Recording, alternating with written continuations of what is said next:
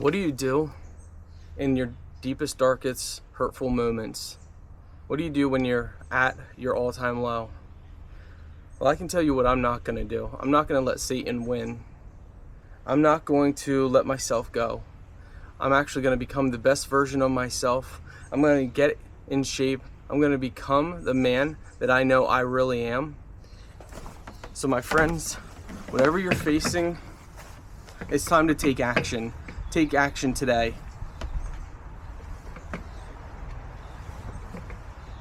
You only have today. Tomorrow's not guaranteed. No matter if you lost a loved one,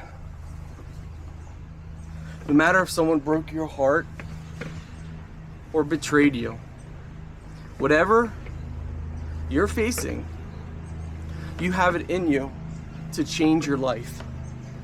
You don't have to sit still. You don't have to let Satan win and take your peace and joy. You can build. You can grow. You can become better. You can do better and never become the person that you once were.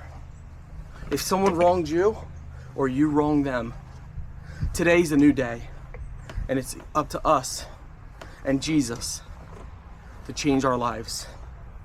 What are you going to do? Are you going to give up? Or are you going to fight for what matters? I'm going to fight.